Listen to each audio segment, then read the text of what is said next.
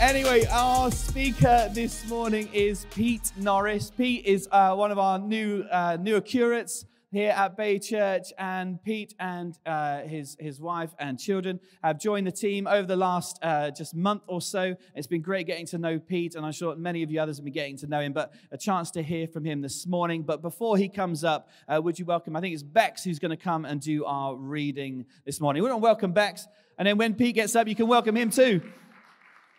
The reading this morning is from Isaiah 9, verses 1 through 7. Nevertheless, there will be no more gloom for those who are in distress.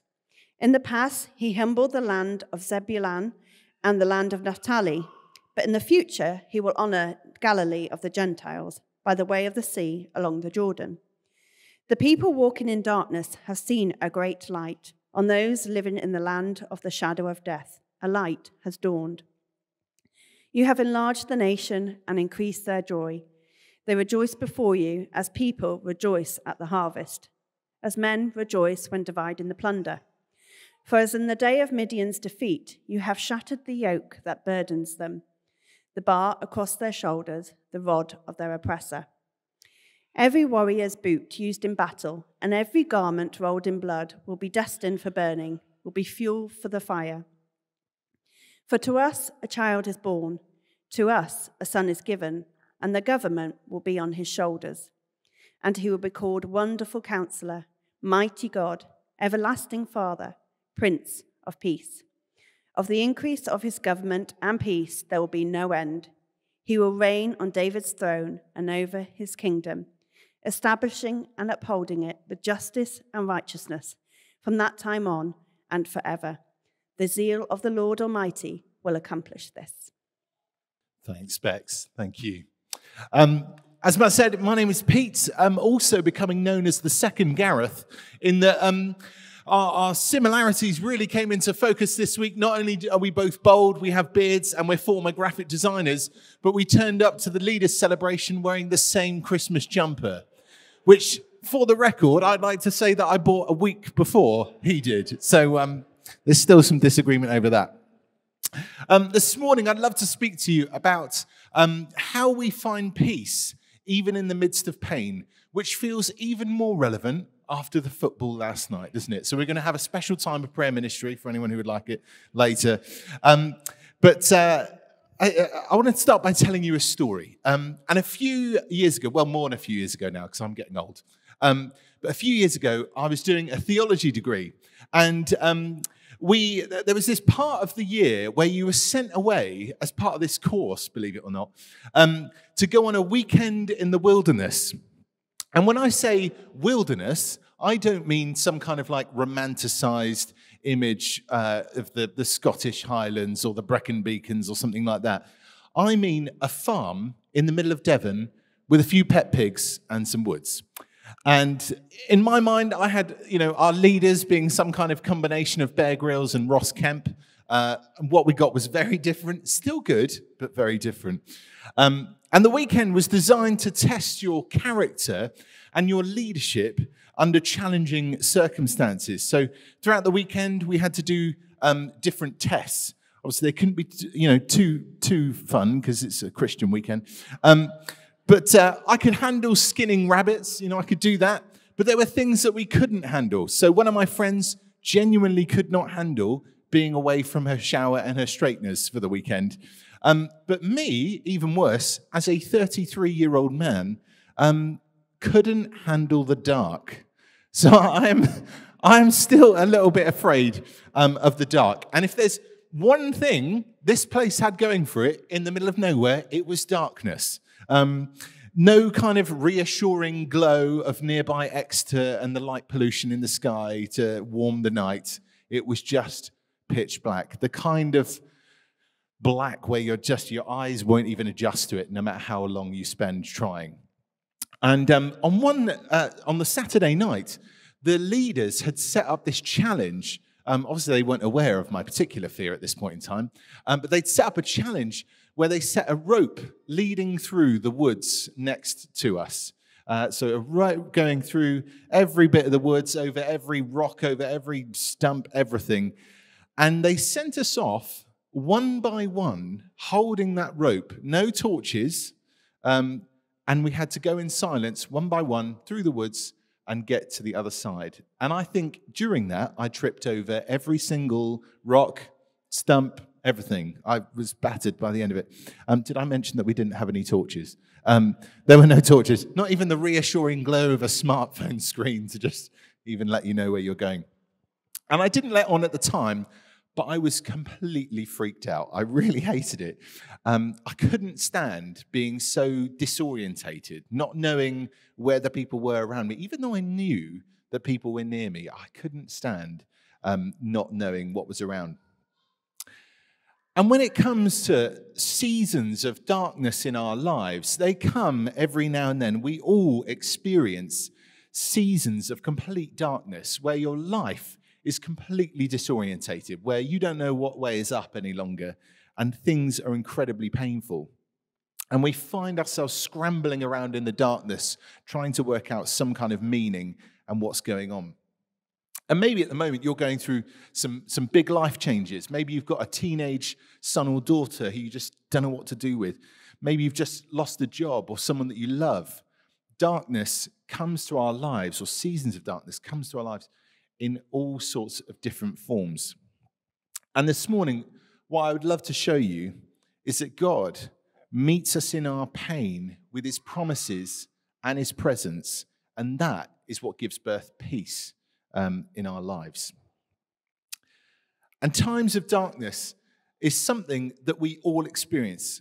And even if you're a follower of Jesus, you don't get a free pass on pain. I don't know why, but we're not immune.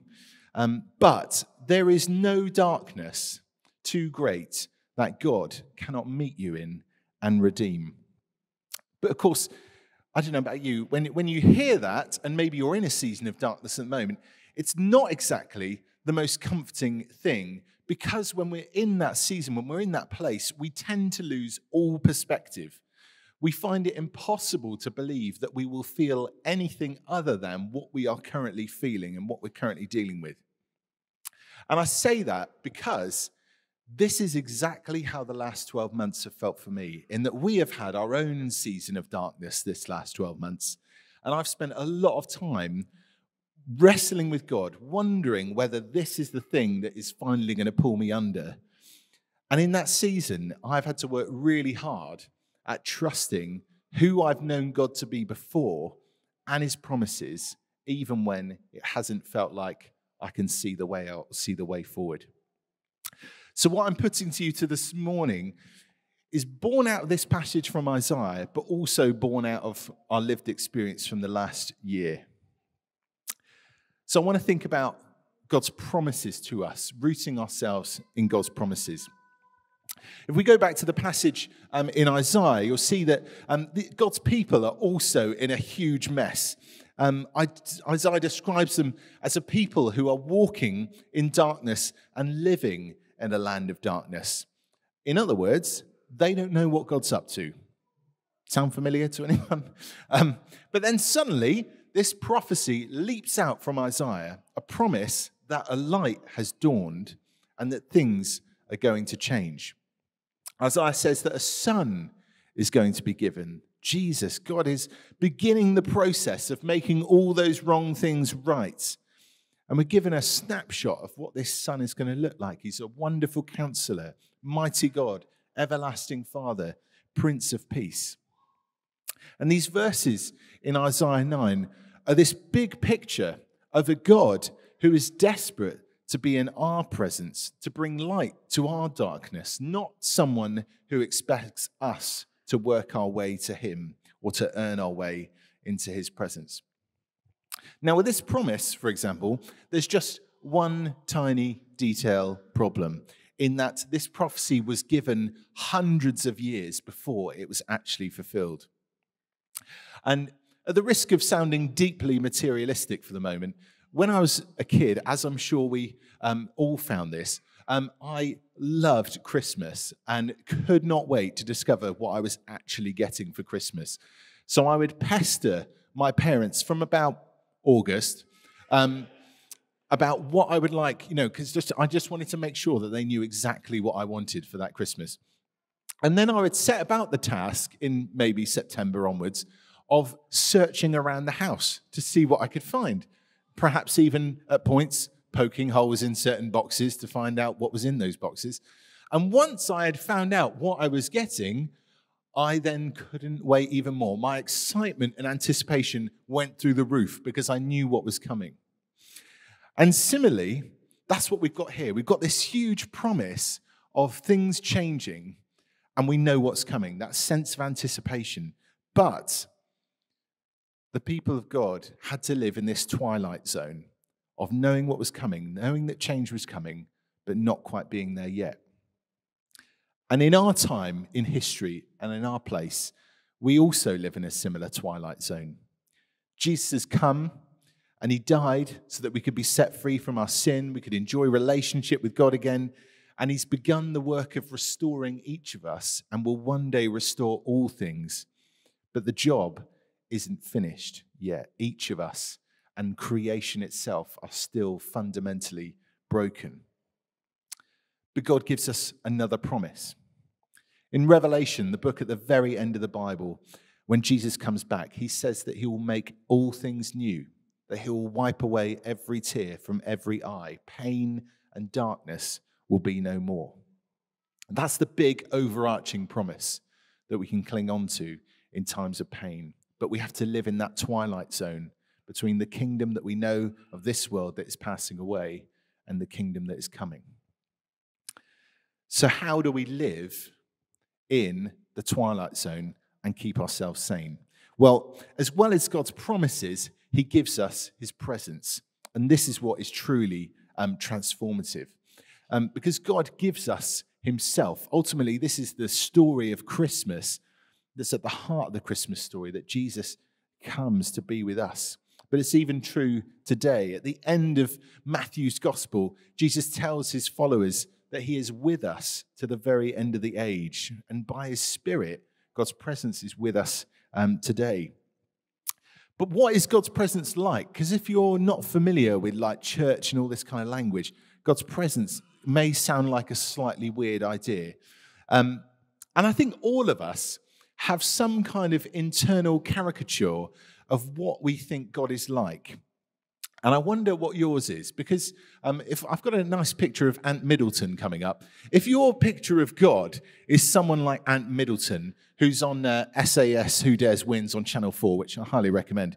But maybe your internal caricature of what God is like is someone who's a bit scary, a bit demanding, quite strong, quite overbearing. I'm sure Ant's obviously a lovely man in person.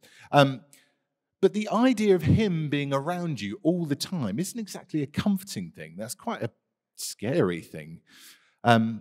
So we need God to tell us what God is like, rather than just relying on perhaps those kind of cultural things that we assume about what God might be like.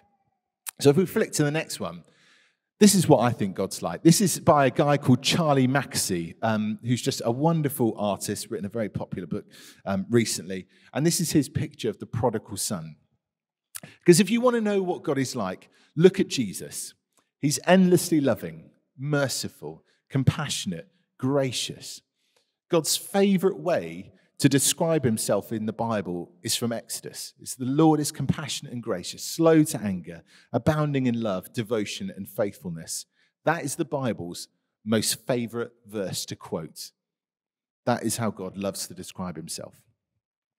The God I know isn't like Ant Middleton, thankfully. He is for us. He is profoundly for us. He wants to step into our mess and darkness, not to step away from it. It's precisely your brokenness and my brokenness and your sinfulness and my sinfulness that motivates God to draw close to us. It's almost the thing that he just can't help but get involved with. He can't help loving us. When a child, for example, is crying uncontrollably, and we've got two who maybe sometimes cry uncontrollably, maybe because they've fallen over the mud and they've hurt themselves or something like that, and a mix of snot and tears and everything's running down their face. You don't pick them up and kind of hold them at a distance. A good parent, hopefully, which we are sometimes, you pick them up and you can't help but smother them and comfort them. And I think sometimes, I don't know about you, but sometimes I think God's the other way, that it's kind of like, you're too much of a mess.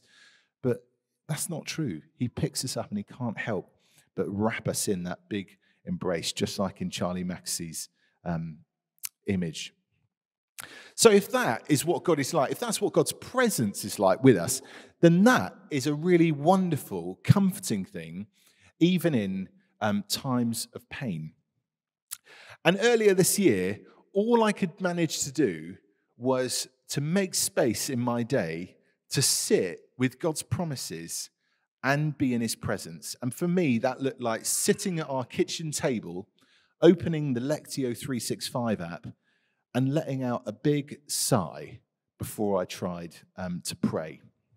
And all I could do was cling to a verse in Psalm 18, which just says, "My God turns my darkness into light." I had no idea how God was going to turn the darkness of that season into light, but I just kept pressing into and kept trying to hold on to who God claims to be. I just kept sitting in his presence, trusting that he loved me and wanted the best for me.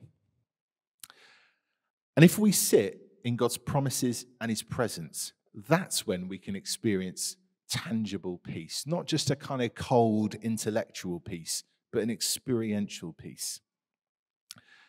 If God is good, if he is in control, if he loves us, if he has the power to turn our darkness into light, then we can release whatever situation, whatever circumstances we're in, into his hands, knowing that he's got it.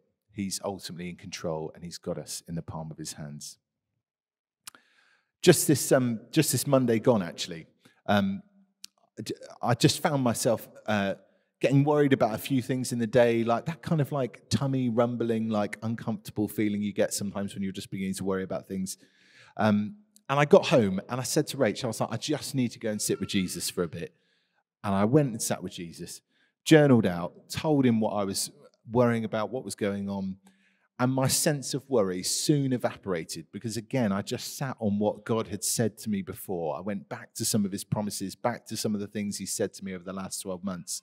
And that sense of anxiety soon evaporated. And that's an example, hopefully, that helps kind of put some kind of tangibleness to that. So what about us now in this space here this morning? Because maybe you're in the midst of some kind of season of darkness at the moment, and you need God to break in and give some kind of hope. Maybe there's something that you've been through recently that's really dark, and you're still reeling from it. You've still got that need of healing. Or maybe there's something in your past that just lurks in the shadows of your memory that still hurts when you think about it, and you need God to bring some healing to that today and some peace. Or maybe you know someone who's going through a season of darkness at the moment, and you want to pray for them this morning. However it looks, we're going to spend some time inviting God's presence to bring peace to us, tangible peace, not just cold intellectual peace, to be with us this morning. So I'm going to invite Matt back up, and we're going to pray.